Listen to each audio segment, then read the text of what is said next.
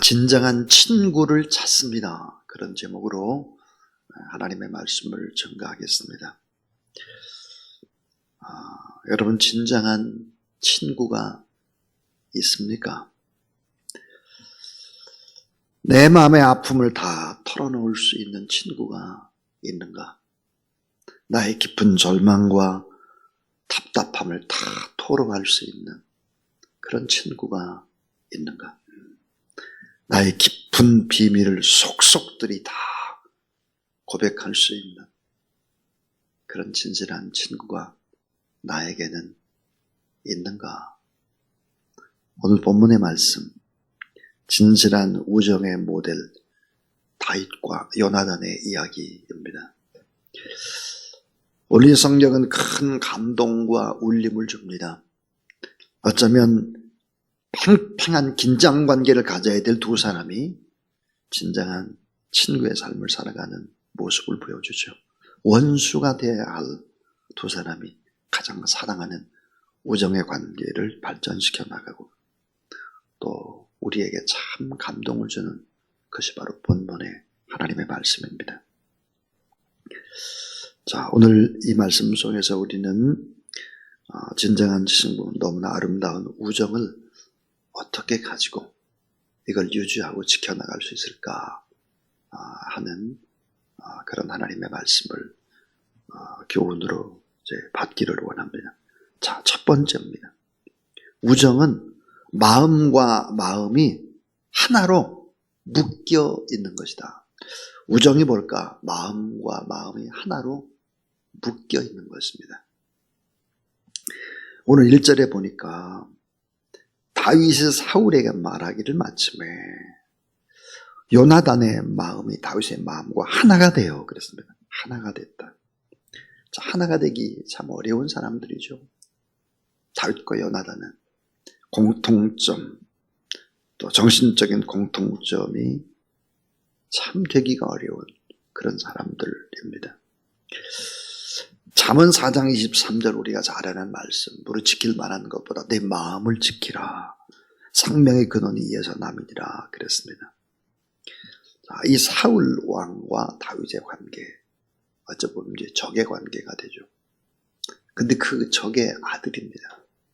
그 아들과 생명을 나눈, 우정을 나눈 그런 친구가 된다는 것이 쉽지 않죠. 스위스의 정신의학과 의사였던 폴 튜링웨는 비밀이라는 책에서 이런 얘기를 하고 있습니다. 인간의 마음은 어떤 때는 너무 좁고 너무 좁아져 극히 예민하고 이해의 폭이 너무너무 좁다 그랬습니다. 어떤 이해관계 한 가지가 얽히게 되면 밤잠을 자지 못하고 고민하는 것이죠. 그렇게 좁고 좁을 수가 없어요. 인간의 마음.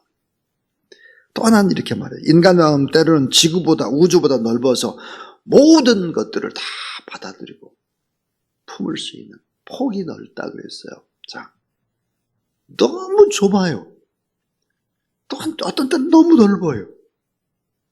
그러니까 이 볼트린이 하는 말이 인간의 마음은 그 누구도 다스리지 못한다.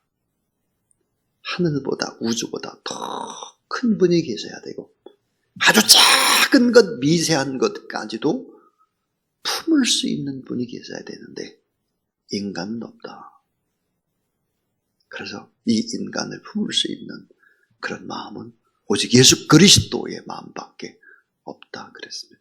여러분, 예수 그리스도를 만나지 않으면 어떤 때는 아주 지씨알 같은 작은 마음, 쪼잔하고 감정적이고 이런 내 마음을 통제할 방법이 없어요. 또 이해로 하면 또 모든 걸 다 또 받아들일 수 있는 왔다 갔다 하는 인간의 마음을 통제하고 관리하고 받아들일 수 있는 방법이 뭐겠나? 예수 그리스도가 우리 마음에 있지 않으면 안 된다 하는 거죠. 자, 동양의 격언에 이런 말이 있습니다. 얼굴을 아는 이는 천하에 가득하되 마음을 아는 사람은 극히 적다. 그랬습니다. 이 요나단과 다윗은 하나 되기가 정말 어려워요. 이 다윗은 요나단의 아버지 사울에게 미움받고 있고, 요나단은 왕자이고, 다윗은 실제적으로 베두인족, 목동이죠. 그런데 요나단은 겉옷을 벗어서 다윗에게 줍니다. 군복, 칼, 활과 띠도 줬다고요. 다 벗어줬습니다. 참 이게 중요한 얘기인데요. 4절에 보면 이랬죠. 요나단이 자기가 입었던 겉옷을 벗어 다윗에게 주었고 자기의 군복과 칼과 활과 띠도 그리하였더라 그랬습니다. 그러니까 이건 뭘까? 자기가 왕이 되는 이 모든 것들을 다윗을 위해서는 포기할 수도 있다라고 하는 것입니다. 이게 쉽지 않죠. 이게. 우정은 마음과 마음이 하나로 묶여 있다는 것이 바로 우정인데, 요한복음 15장 13절에 예수님이 이런 말씀했습니다. 사람이 친구를 위해서 목숨을 버리면 이보다 더 큰 사랑이 없나니 그랬습니다. 사람이 친구를 위해서 자기 목숨을 버리는 이보다 더 큰 사랑이 없다. 그러면서 이런 중요한 말씀을 하셨습니다. 너희는 내가 명하는 대로 행하면 곧 나의 친구라. 예수님의 말씀대로 우리가 살게 되면 예수님이 나의 친구라는 거예요. 나의 친구. 예수는 누굴까? 나를 위해 죽으시고 나에게 의와 희망이 되어 주시려고 다시 부활하시고 지금도 하나님 보좌 우편에서 나를 기다리고 나를 바라보고 나를 위해서 중보기도 하는 나의 친구.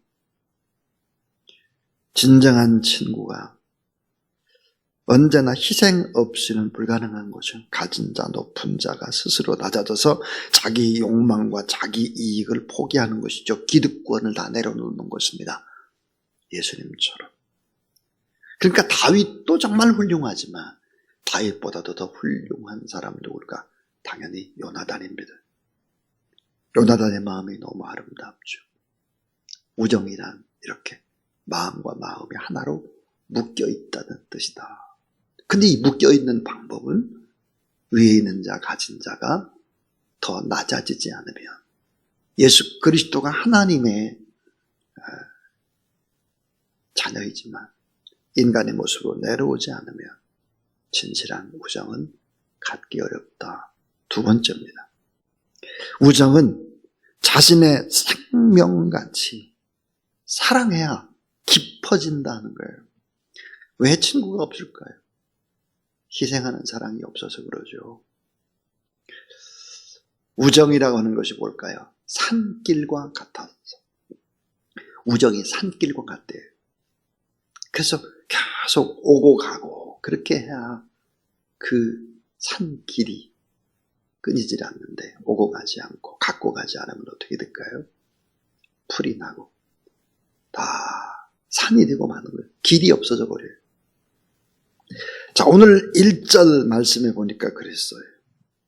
다윗이 사울에게 말하기를 마쳤더니 요나단의 마음이 다윗의 마음과 하나가 돼요. 하나가 돼요. 요나단이 그를 자기 생명같이 사랑하니라. 생명같이 사랑했다는 단어가 두 번 반복되죠. 3절에 보세요. 3절 한번 같이 읽죠. 시작. 요나단은 다윗을 자기 생명같이 사랑하여 더불어 언약을 맺었으며 생명같이 사랑했다 그랬습니다. 이 다윗과 요나단의 우정은 어떨까? 이해타산적인 우정, 계산적인 우정이 아니었다. 마음과 마음의 사랑으로 묶어진 우정이었다. 그런데 그의 사랑은 생명을 바친 우정이었다. 요나단의 사랑은 그래서 새로 말하면 펠리칸의 새 같은 사랑이 아닐까 그런 생각이 듭니다. 펠리칸. 이 펠리칸은 아주 모성애가 너무너무 강한 새라고 하죠. 평소에 부리 밑에 주머니에 먹이를 담아가지고 새끼에게 먹이면서 추운 겨울이 돼서 먹이가 다 떨어지면 어떻게 될까? 그리고 새끼는 병약해질 때 이 펠리칸은 긴 부리로 자기 앞가슴에 털을 쪼아댑니다. 그 털을 뽑아내고 난 다음에 가슴을 쪼아대기 시작을 하죠. 가슴의 살과 피를 새끼에게 먹여서 살게 하고 자기 자신은 고통 속에 죽어가는 새, 펠리칸입니다. 그래서 영어에서는 이기적 사랑이 아니라 이타적 사랑을 뭐라고 말하나? 펠리카니즘이라고 합니다. 펠리카니즘. 사무엘상 20장 33절 말씀은 이렇게 이야기합니다. 요나단은 다윗을 보호하려다가 자기 아버지 사울에게 파역무도한 계집의 소생이다, 이런 말을 듣게 됩니다. 심지어 이 파역한 계집의 소생이다, 이런 막말을 들을 뿐만 아니라 심지어 사울은 단창을 자기 아들 요나단에게 던져버리는 것입니다. 단창을. 결국은 죽을 뻔한 것이죠. 그러나 펠리칸새처럼 그렇게 자기 목숨을, 생명을 걸고 친구를 사랑했다 하는 것입니다. 들짐승도 받은 사랑을 잊지 못하는데 사람이 여러분이 그렇게 큰 사랑을 받으면 잊을 수가 없겠죠. 아름다운 사랑입니다. 회교도들의 사랑이 어떨까? 회교도들은 한 손에는 코란을, 또 한 손에는 뭐죠? 칼입니다. 한 손에는 코란, 한 손에는 칼. 그렇다면 기독교인들은 뭘까? 한 손에는 성경, 한 손에는 뭐예요? 사랑입니다. 십자가의 사랑. 칼이 아니라 십자가의 사랑. 이 정신으로 살아가야 되겠죠. 우정은 자신의 생명같이 사랑하여 깊어지는 것입니다. 자, 마지막 세 번째 이야기. 제일 중요한 것은 세 번째입니다.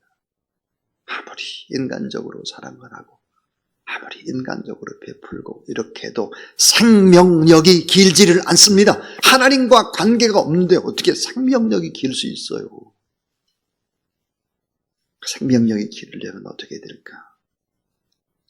언약이 있어야 됩니다. 언약. 그래서 가장 중요한 것은 그 우정은 하나님 앞에서 맺은 언약적 우정입니다. 언약적 우정. 자, 영적으로 하나됨의 우정입니다. 정신적으로 마음을 나누고 이런 것도 중요하지만 그것보다 훨씬 더 중요한 것, 언약. 십자가 사랑의 언약. 이것이 절절히 가슴에 있지 않으면 오래 못 갑니다. 인간적인 사랑은. 자, 왕자와 목동이라는 신분과 지위의 장벽을 뛰어넘을 수 있는 길이 뭐였을까? 그것은 언약적인 우정입니다. 자, 오늘 중요한 단어가 3절에 보면 더불어 언약을 맺었으며 그랬습니다. 언약을 맺었습니다. 여러분 잘 알죠? 언약이라는 이 커버넌트라는 단어는 고대 근동에서는 언약을 맺을 때 동물을 잡죠. 그리고 동물의 반을 쫙 쪼개는 것입니다. 쪼개가지고 그 반을 이렇게 갈라놔요. 이렇게 쫙. 피가 뚝뚝뚝 떨어지는 그 갈라진 길을 어때? 둘이 손을 잡고 걸어가는 것입니다. 그러니까 우리의 언약이 깨지면 이 동물처럼 반쪽하게 나서 둘 다 죽는다. 이런 거예요. 그래서 이 언약적 우정관계. 사울 왕도 여호와 앞에서는 이런 고백을 합니다. 내가 다윗을 더 이상 죽이려고 하지 않겠다. 이런 생각을 해요. 해치지 않겠다 결단을 합니다. 그러나 사울 왕은 다윗도 전쟁에서 이기고 돌아오면 울분이 씻었습니다. 뭐가 없는 거예요? 신앙이 없는 거예요. 뭐가 없어요? 언약적 사랑이 없으니까 자꾸 자신의 감정에게 휘둘리는 거예요. 여러분, 우리의 감정대로 행하는 것은요, 이거 무서운 것입니다. 이것을 통제하고 다스리지 못하면 어리석은 것이 되죠.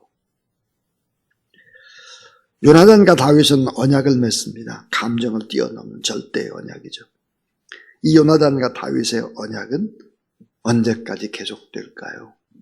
요나단이 죽습니다. 다윗은 통일왕국의 거대한 왕이 되죠. 자, 유다와 이스라엘 다 합쳐지고 이제 거대한 통일 왕국의 정말로 거대한 왕이 됐을 때 다윗은 어떻게 할까? 요나단의 아들, 딱 하나 남은 아들, 절뚝발이 장애우 무비보셋을 왕이 먹는 자리에서 함께 음식을 나눕니다. 함께 먹고 함께 궁에 머무르는 거죠. 그리고 많은 토지라든지 재산이라든지 그런 것들을 무비보셋에게 물려줍니다. 진정한 언약적 우정을 보여줍니다. 진정한. 여러분, 이런 무비보셋, 나중에 다윗 왕이 압살롬의 반역을 당하고 쫓겨날 때도 무비보셋만은 다윗을 기다립니다. 아름다운 사랑은 계속되죠. 진정한 우정은, 사랑은 오래오래 참는 것입니다. 오늘 본문에 보니까 사울은 어떻게 됐을까요? 사울은 9절을 보시면 그날후로 사울이 다윗을 주목하였더라 그랬습니다. 이 주목하였더라라고 하는 우리말 성경은 뭐라고 되어 있나? 그때부터 다윗을 시기하고 질투하기 시작했다 그랬습니다. 시기하고 질투해야 될 대상이 아닌데 시기하고 질투한 것입니다. 악한 사단의 세력이 역사하기 시작한 것이죠. 그래서 어때요? 사울은 다 망하는 것입니다.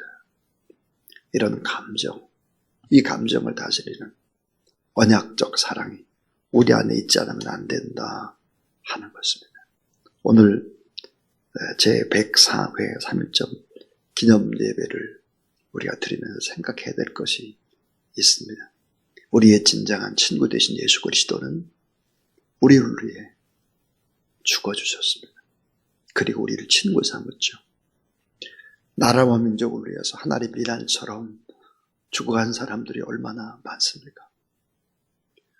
그리고 3.1운동 하면 우리는 기독교인들을 생각할 수밖에 없습니다. 33인 민족 대표의 거의 반 이상이 크리스찬이었으니까요. 오늘 예배드린 여러분도 또 주사랑교회도 이런 사랑, 우정, 언약의 정신을 가지고 또 나라와 민족을 위해서 중보하는 그런 여러분 되기를 주의 이름으로 축원합니다.